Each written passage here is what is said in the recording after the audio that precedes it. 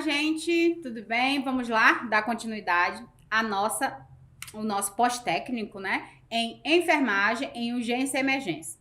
Para quem não me conhece, meu nome é Kellen Cristina, sou enfermeira e estou acompanhando vocês nesse pós-técnico. Vamos lá dar continuidade, nós paramos lá no tópico 4 e hoje nós vamos falar sobre serviço de saúde como porta de entrada aos pacientes em situação de emergência. Vamos lá entender, né, o processo. São portas de entrada, hospitais de urgência, os serviços instalados em uma unidade hospitalar para prestar atendimento ininterrupto. O que é isso, professora? Não para, não tem hora para terminar, tá? Não quer dizer que não fecha, não tem horário para fechar as portas. Igual uma unidade básica de saúde, né? Igual a uma UPA, um atendimento ali básico, não fecha. Funciona ali 24 horas, o tempo todo vai ter atendimento. Falando sobre as portas de entrada, nós vamos entender aqui, né, o conjunto, né, das demandas espontâneas, né, em referência, que são referenciadas, a urgências clínicas, pediátricas, cirúrgicas ou traumatológicas, né? Dependendo da situação, nós vamos encaminhar o paciente para um determinado local. É isso que nós temos que entender. Trauma de criança, hospital da criança, né? Trauma relacionado a qualquer urgência, emergência, que não precise de procedimentos de alta complexidade. Cosme Silva. Com alta complexidade, HGR, nós temos que ter ali quem vai fazer essa regulação é o SAMU que estiver fazendo ali, né, essa urgência ou quem estiver atendendo o paciente neste momento. O atendimento é ininterrupto, aquele que funciona às 24 horas do dia, em todos os dias da semana. Então, é de domingo a domingo sem parar. Não para, em minuto algum. 24 horas. As portas de entradas hospitalares de urgência devem estar instaladas em unidades hospitalares estratégicas para a rede de atenção às urgências. Então, esses locais, eles têm que estar em locais estratégicos, tá? Para que possa se chegar rápido, ter livre acesso.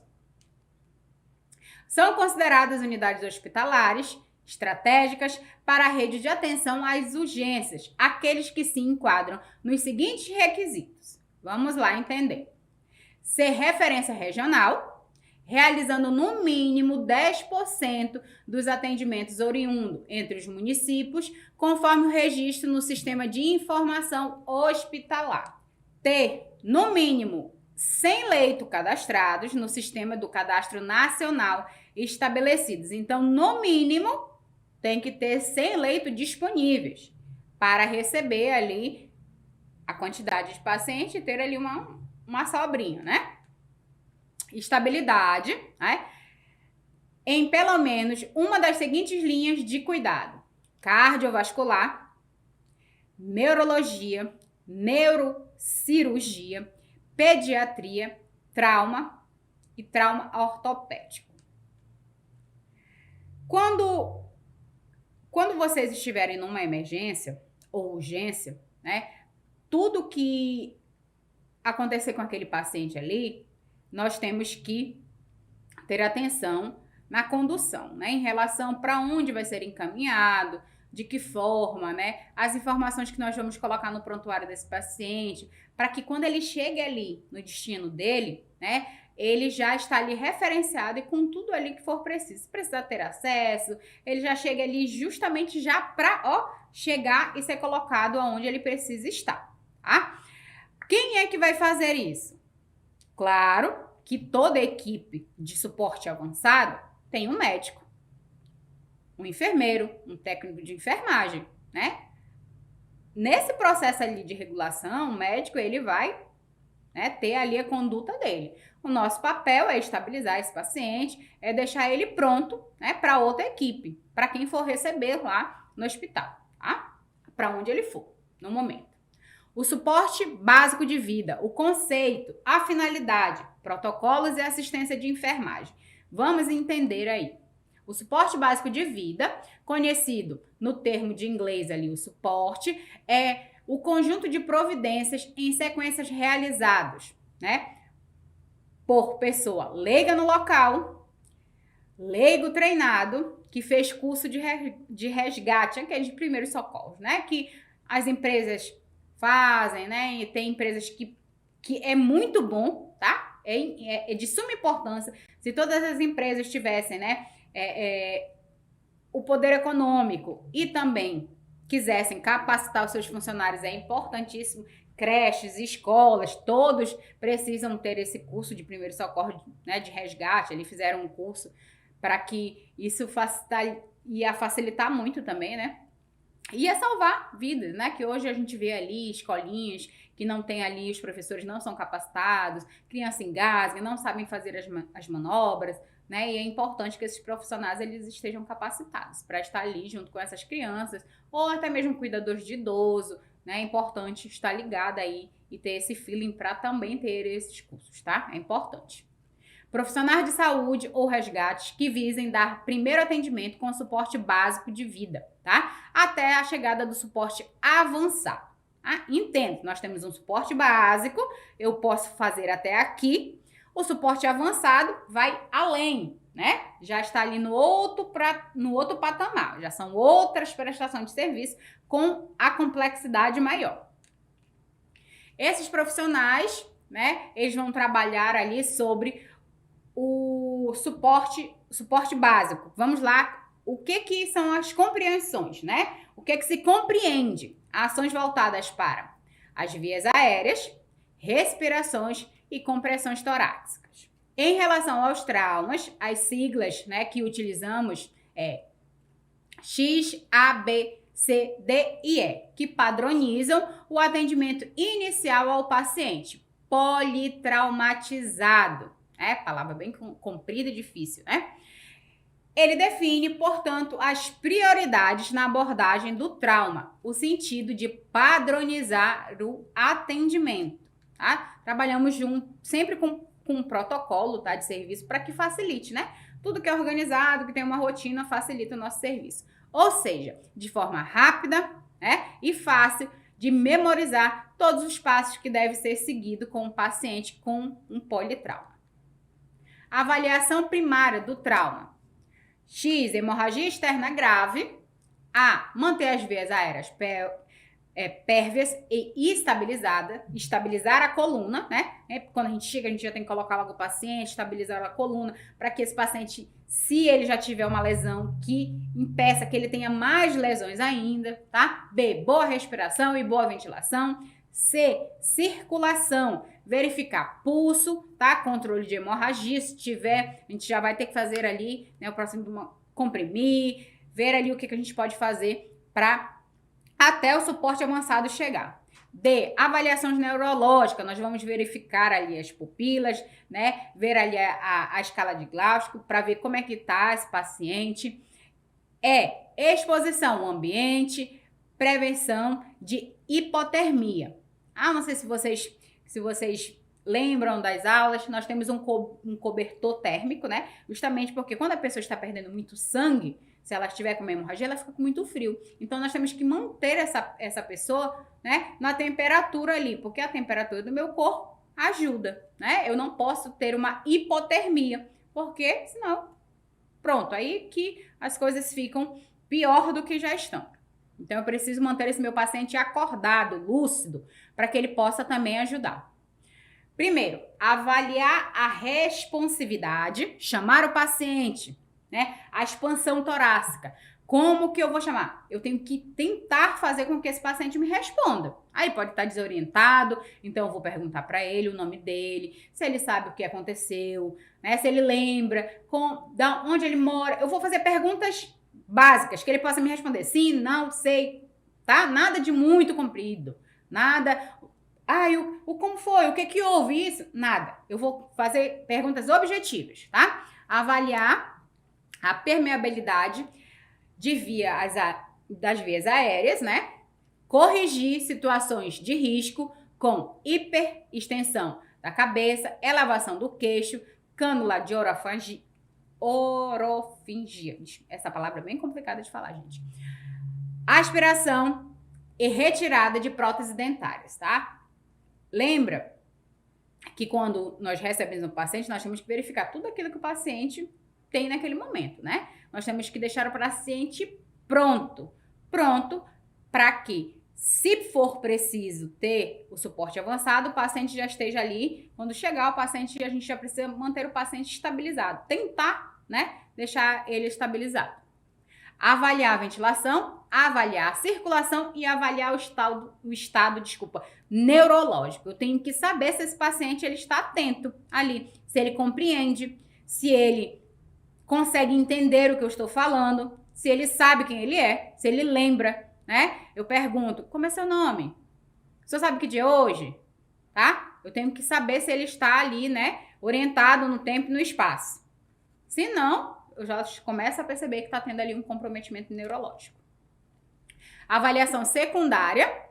Em todas as abordagens, os pacientes com agravo clínico, após realização da avaliação primária e das intervenções específicas dessa fase de atendimento, que são a sigla SINPLE. Sinais e sintomas, alergias, medicamentos em uso habitual, tá? Passado médico, líquidos ingeridos nas últimas horas, ambientes e eventos relacionados com traumas. Ah, é importantíssimo a gente seguir essa sequência, tá? É para isso que se tem, né, uma avaliação com sequência, para que a gente possa, gravar ali e facilitar o nosso serviço, tá? Quanto mais facilidade a gente tiver, melhor para a gente. A avaliação secundária se realiza ali uma entrevista, né, com pacientes, familiares. Nome, a idade, a queixa principal do paciente, né? Realiza a avaliação complementar desse paciente, instala o oxigênio, tá? Verifica-se ali pulso, oxiometria, se disponível, né? Mensura ali a glicemia, nós vamos, né, medir a glicemia desse paciente para verificar, anotar tudo direitinho, não esquecendo, depois nós vamos passar isso para o papel, para quando receberem saber, né, tudo que já foi realizado nesse paciente.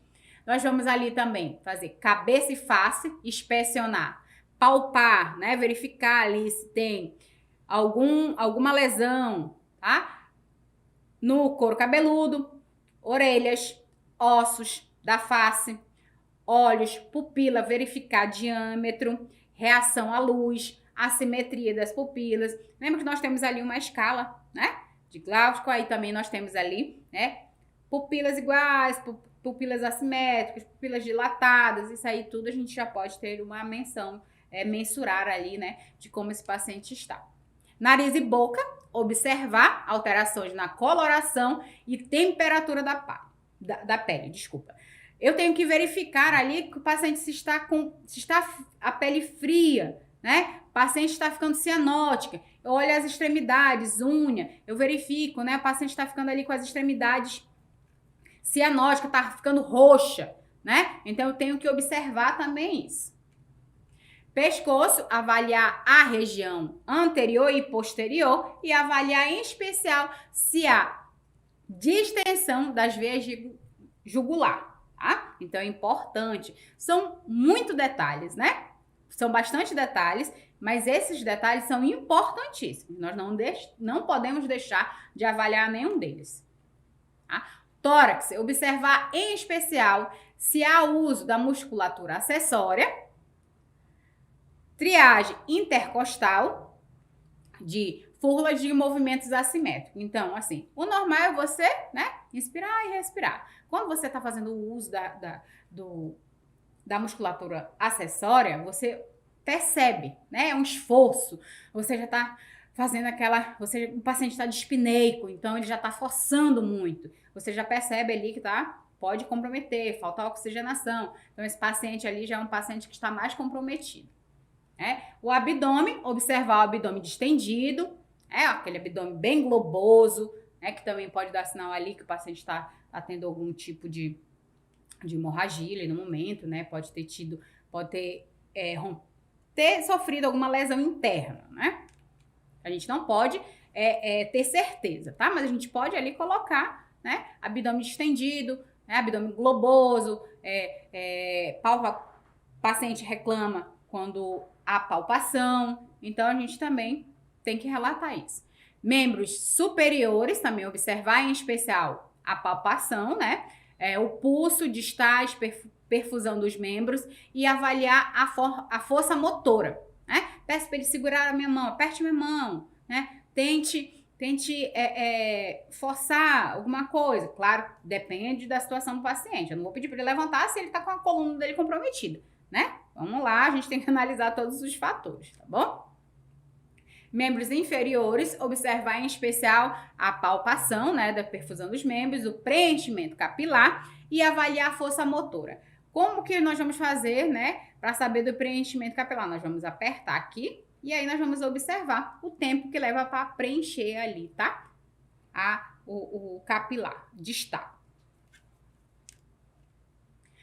O objetivo específico da avaliação secundária é localizar alterações na cor da pele ou mucosa, assimetrias morfológicas, instabilidades hemodinâmicas, ruídos, tá? Emitidos pelo paciente e alterações de motricidade e sensibilidade. Isso de acordo com o Ministério da Saúde.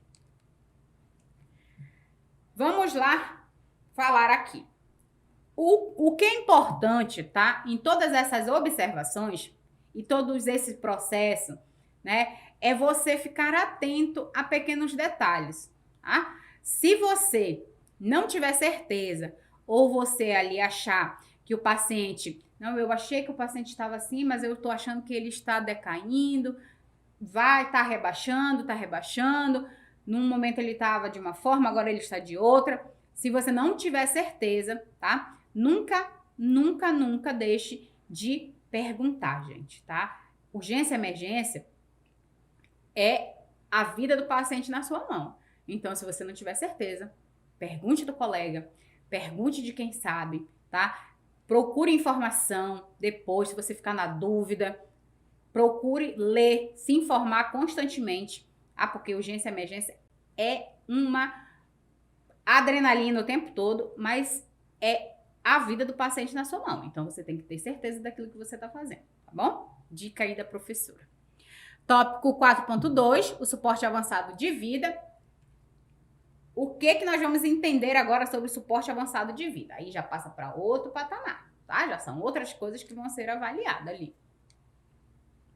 O suporte avançado de vida é um conjunto de protocolo de salvamento e habilidades que entende o suporte básico, que estendem, tá? Ó, tem o suporte básico, ele faz até aqui. O suporte avançado faz até um pouquinho mais adiante, né? Esse suporte avançado em atendimento é o conjunto de protocolos de salvamentos e habilidades que estende o suporte básico de vida. Vamos lá entender. Ele serve para apoiar ainda mais a circulação e fornecer uma via aérea aberta e a ventilação adequada para esse paciente. Então, tem coisas que no suporte básico a gente não consegue fazer, né? O suporte avançado, ele já entra com outros processos, outros procedimentos, né?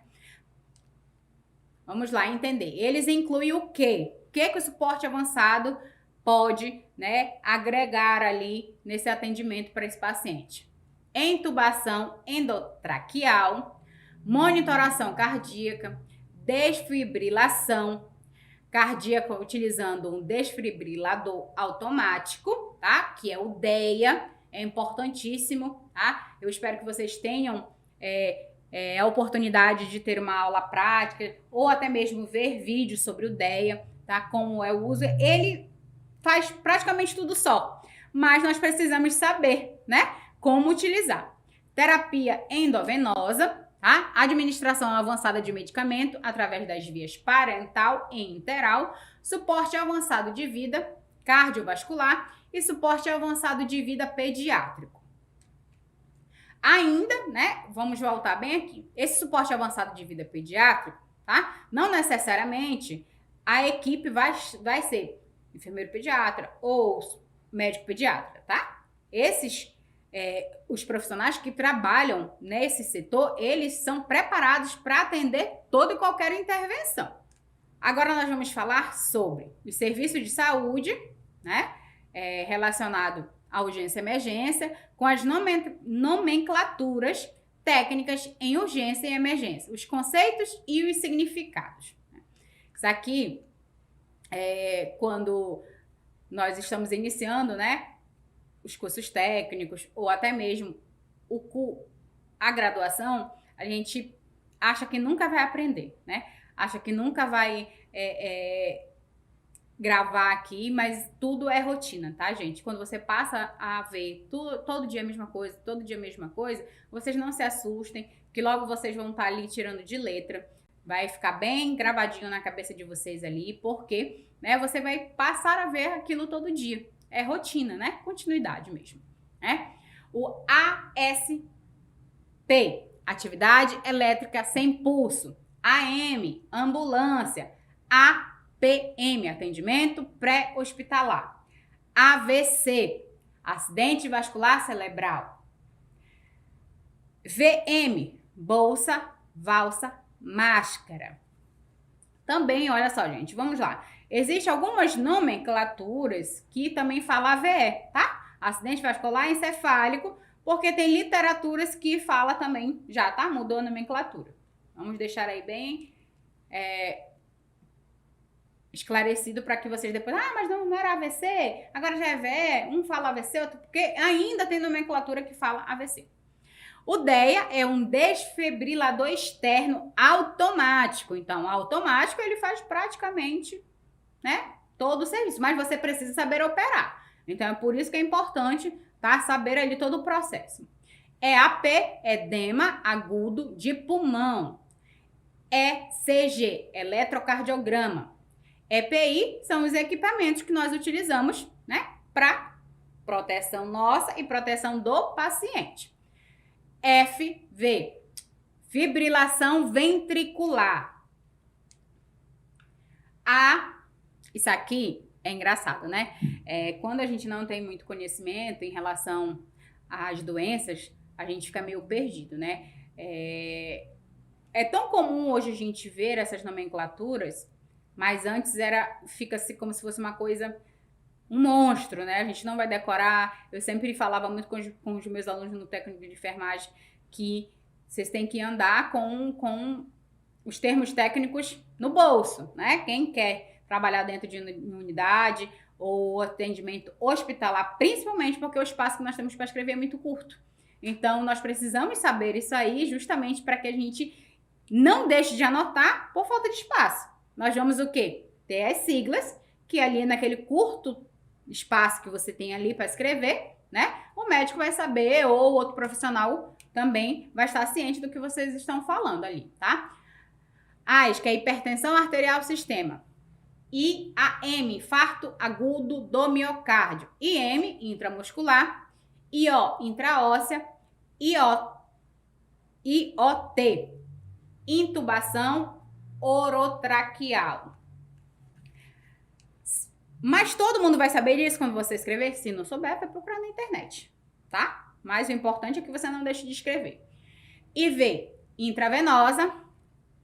MMII, membros inferiores.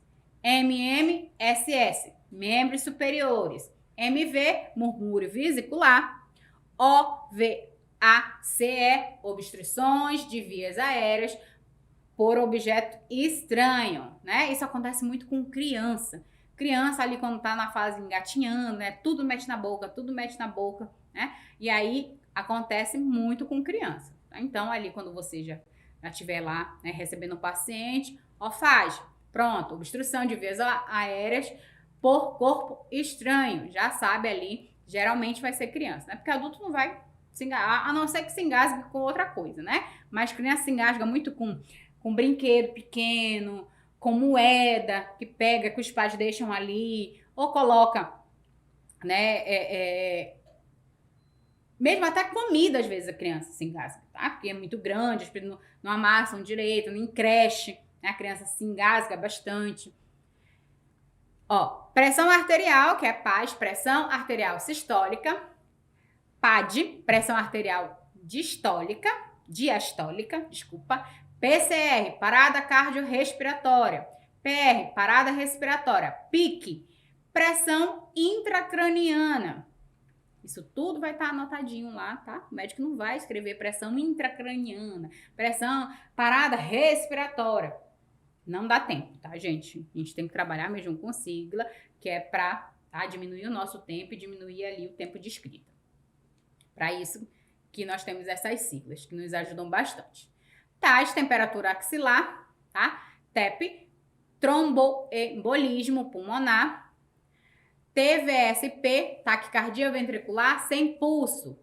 TCE, traumatismo crânioencefálico. TRM, traumatismo